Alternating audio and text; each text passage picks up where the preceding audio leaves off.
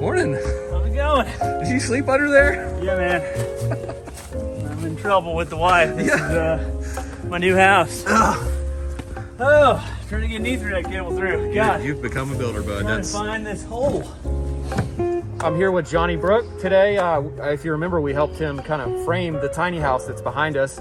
It's been 2 months since I've been here, I think. At least, right? maybe 3. What is it, October? Yeah, it's been a while. So if you don't know, Johnny Brooke has the channel Crafted Workshop on YouTube. It's awesome. And we're gonna do a little just review of where he's at right now and a few things as a builder that I thought were interesting about his project. Let's get started with the corner trims over here. So here's Johnny's outside corner trims for the structure. His siding will butt in there. And he's got PVC trim and he made a prefab corner. Yeah. Which is really nice, I think. I think it's going to make it a lot easier to install. So we used a little PVC trim glue here and then also pocket screwed them together. Oh, so yeah. That way they shouldn't open up over time. If there are any waves in the sheathing, Yeah. it should all kind of even out. Yeah, so we'll kind of float over any waves of the sheathing. Yeah. Doing this in place is a little harder because you're literally on a ladder Yeah. trying to fasten something perfectly flush. That can be a point since it's such a long seam where water leaks in over time. So good job on that. Thanks, man. And we did the same thing with the windows too. We pre-assembled these window frames in my garage. Same deal, pocket screws. Yeah, and I want to note, he did us a rabbit, and basically that will keep these from tipping on the window flange that sticks out from the sheathing about 3/16. So that's a really nice detail. These are all plugged even. I mean, this is top quality, actually. Not that I'm shocked, but I mean, this is first house he's ever built. So we're around back of the structure now, and one thing that caught my eye was all of these vents for his vented ridge. This is in the soffit to allow air to escape the ridge vent and keep the roof surface cool. And a lot of people think that when you have exposed rafters like this, it's going to be way cheaper and easier because there's no soffit. So how was this to do? The amount of labor was ridiculous. It took us 2 solid days because, you know, we had to set up a walkboard, we had to drill. It was 150 holes in total. That's a lot. These are 4-inch holes. These over here are 3-inch, and those are super funky because they had to go through 2 layers of fascia and blocking. That's so a ton of work. 3 layers of 2x material. So it was just ridiculous. And I love the way exposed rafter tails Me look, too. by They the look way. awesome. And this was meant to be sort of a standout thing, the way you didn't paint the vents. Yep. They're the same color as some other accents on the house as well. So that's really cool, and it was a ton of work, but I'm glad you did it. And hey, we'll do a little B-roll of the drill you used. Yeah. You can imagine holding this giant drill over your head, drilling 150 holes. You got some muscles. My Now shoulders anyway. were on fire. So. Hey, cool thing is we got Eddie here, who's Johnny's like film guy, and he's the first real film guy that's ever filmed me. So I'm super stoked to have a real film guy working on this. Thanks, man. Yes, the thing. All right, let me get back behind the Yeah, camera. here you go.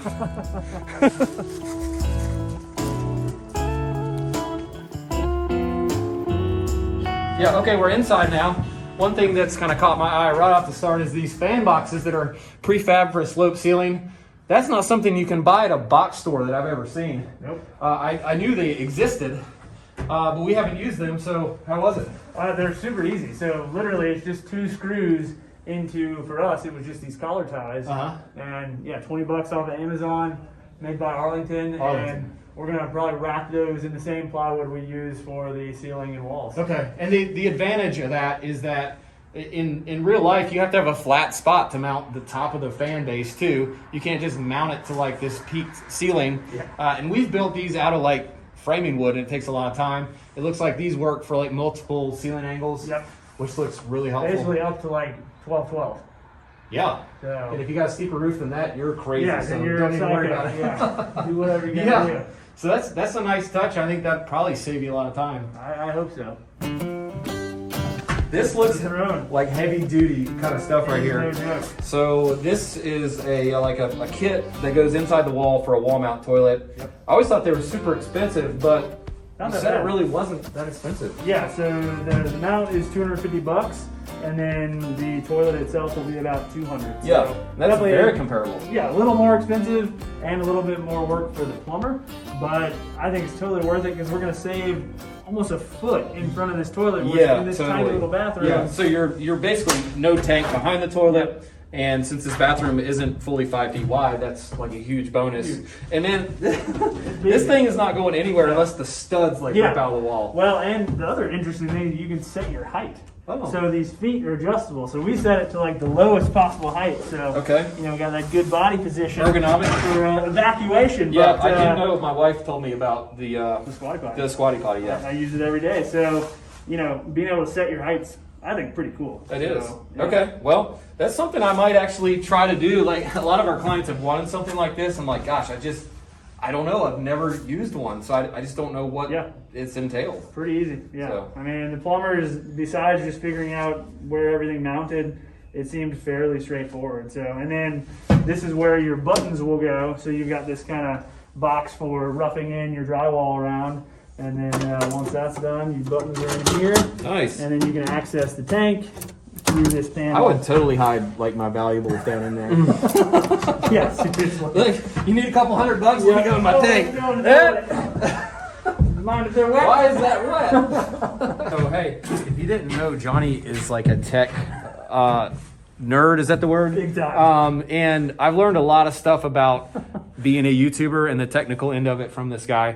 Because he's researched everything and I research zero things. So one of my hobbies. My hobby is just researching stuff. Yeah, that's fun. That's great. I'll just call you if I got questions. Okay, we're back in the living, dining, kitchen, entertaining, everything area for this house because it's a tiny house. It has a lot of spaces put together to save space by not dividing the house up to small rooms.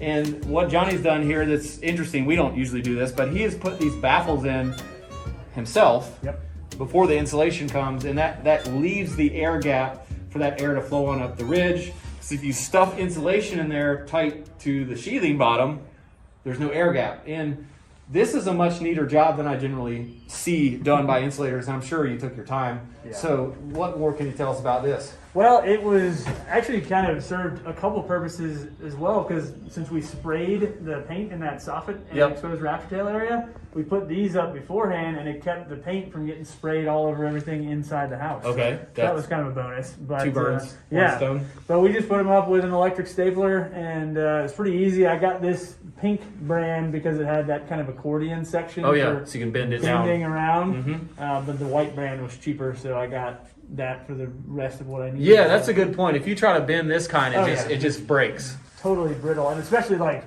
the foam is just thicker on this pink stuff, so it was a lot less finicky because the staples would just blow right through it. Yeah. Well, and I'll go and tell you, nothing against any insulators, but basically their job is to get it done as quickly as possible.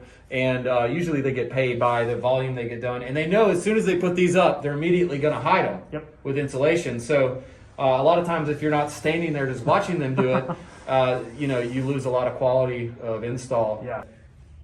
You could do it 100 different ways that are all right. Yeah, totally. And it comes down to time or money. Take the install and then money, which both equal money. Or patience level. Yeah. I mean, some of this stuff definitely is annoying, but I'm hoping for like a super low maintenance, super energy efficient house that once it's done, I really don't have to do much to. So, well, you're well on your way, friend. That's for sure.